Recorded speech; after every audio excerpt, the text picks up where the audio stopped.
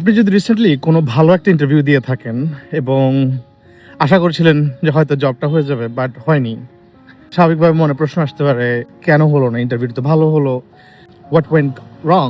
So এগুলো থেকে যদি চিন্তা করেন it might be demoralising, but as a hiring manager I have some stories to tell. আজকে আমি আপনাদের সাথে শেয়ার করব কেন একটা কোয়ালিফাইড ক্যান্ডিডেট জব থেকে রিজেক্টেড হয়ে যাচ্ছে। আমি সাইফ আমান বলছি নিউ ইয়র্ক সিটি থেকে। আমি একটা analytics and data science team maintain করি।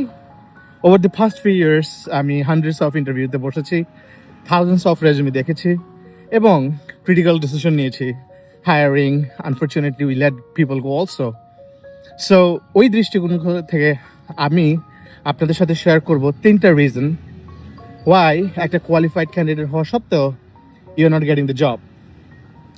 সো ফার্স্ট পয়েন্ট, ধরেন আপনি এটিএসটা সুন্দরভাবে কভার করেছেন। এটিএস আপনার সবগুলো কি পয়েন্ট, কিওয়ার্ডস নিয়ে আপনাকে পাস করে হিউম্যান কোনো ম্যানেজারের কাছে পাঠিয়ে দিল। এই ম্যানেজার কাছে যাওয়ার পরের ধাপ যেটা, সেটা হচ্ছে ম্যানেজার হয়তো কোনো একটা ফোন কলে আপনার সাথে কথা বলে বোঝার চেষ্টা করবে what's your technical ability and how good as a person, as a communication and all this kind of thing. ধরেন আপনি সবগুলো ফেস কভার করে আপনি ইন্টারভিউতে কল পেয়েছেন। যখন পুরো ইন্টারভিউতে আপনি যাচ্ছেন, মনে রাখতে হবে একটা জিনিস, সেটা হচ্ছে একটা হায়ারিং ম্যানেজার কখনোই শুধু একটা স্কিল সেট দেখে না।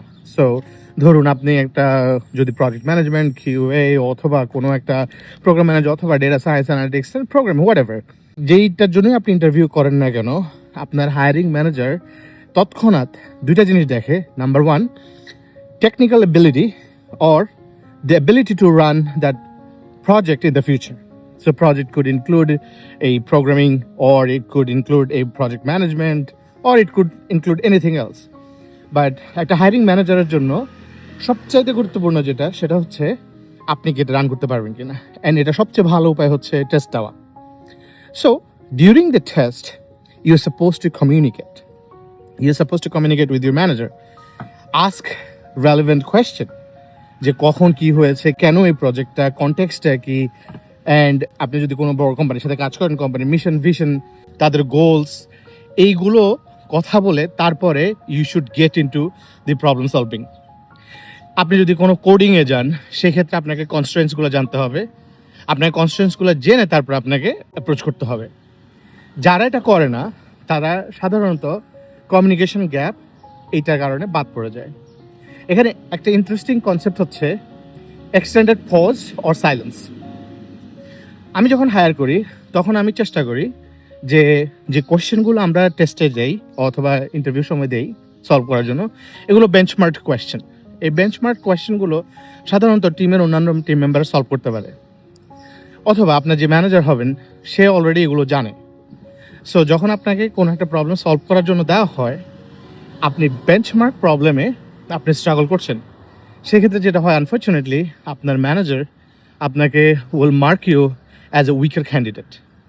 কিন্তু অ্যাজ এ টেকনিক্যালি হয়তো আপনি শার্প, আপনি হয়তো অনেক প্রবলেম সলভ করেছেন, হয়তো আপনি good in terms of communication also, কিন্তু যেহেতু ইন্টারভিউ সেশনে আপনি কথা বলতে পারেননি, ফলো আপ কোয়েশ্চেন করতে পারেননি, সেহেতু ম্যানেজার আপনাকে একজন উইক ক্যান্ডিডেট হিসেবে ক্লাসিফাই করে।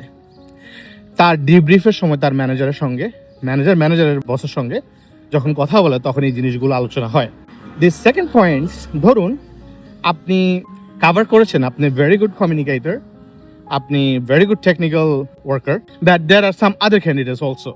সো ধরুন একটা পজিশনের বিপরীতে 5 জনকে ইন্টারভিউ করা হলো, তার মধ্যে 3 জন ভালো করলো, ইনক্লুডিং ইয়োরসেলফ। তখন যেটা হয় যে কালচারাল ফিটটা দেখে। যেমন ধরুন বিজনেস অর্গানাইজেশন অথবা ডিপার্টমেন্ট অথবা আপনার ওয়ার্ক প্লেস যদি ফাস্ট পেসড হয়ে থাকে, সেক্ষেত্রে যেটা হয় যে আপনার ওয়ার্কিং স্টাইলটা কেমন। Are you a solo worker, are you all alone or what?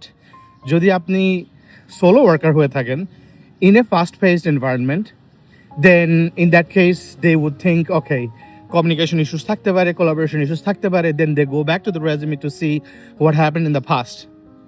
And then they make the decisions, okay, with our culture, this candidate probably doesn't go or probably goes. So then they make the decision. So it's very critical, যখন আপনি কোন একটা interview face করবেন, make sure you make those points by talking, by communicating telling them how you work, what's your working style is. Pretty much everywhere else আপনার সবাই actually fast paced হয়ে থাকে, একটার উপর একটা প্রজেক্ট আসতে থাকে সবসময়, but you should communicate with your supervisor, the person is hiring you for. The third point is the better fit. Often এরকম হয়ে থাকে, যেমন ধরুন আনফর্চুনেটলি এটা ট্রু যে হায়ারিং এর ক্ষেত্রে লাক ফেভার করাটা অত্যন্ত জরুরি। ধরুন আপনি একটা ভালো ইন্টারভিউ দিয়েছেন, আপনি technically sharp, communication wise fantastic, and আপনি also a great cultural fit. But then it comes to the third point about যদি আরো বেশি ক্যান্ডিডেট থাকে, দেন হায়ারিং ম্যানেজাররা কি করে? Sometimes it's very difficult to choose the right person, but often তারা তখন guts ফিলিংয়ে চলে যায়, ইম্প্যাক্টটা দেখার চেষ্টা করে যে আপনার পাস্ট প্রজেক্ট থেকে আপনি যা করেছেন সেটার ইম্প্যাক্টটা যদি আপনি এই কোম্পানিতে নিয়ে আসতে চান তাহলে কেমন হবে, how impactful will you be at this company. So এই পয়েন্টটা থেকে তখন ওরা চিন্তা করে, ওকে এই পার্সনটা, how good this person is to work with others. তার স্যালারি নেগোসিয়েশনটা দেখে, তখন তার ওয়ার্কিং স্কেজুয়াল দেখে, সে কোথায় থাকে, meaning looking for the opportunity to kind of filter you out. That's the whole game is about. So আমি বলবো যে কোম্পানি অ্যাকচুয়ালি কখনো ভালো ক্যান্ডিডেটকে রিজেক্ট করে না, they are looking for the best candidate in terms of many different use cases that I was sharing so far. আপনি যদি এই ভিডিওটা দেখে থাকেন এবং পরের ইন্টারভিউ ফেস করেন, make sure you work on this points, কারণ আমার বিশ্বাস ছোট ছোট ইমপ্রুভমেন্ট আপনাকে পরবর্তী জব পেতে সাহায্য করবে। আর এ পর্যন্তই, আবার দেখা হবে অন্য কোনো একটা ভিডিওতে। ততক্ষণ পর্যন্ত সাবস্ক্রাইব করুন এবং see in the next video.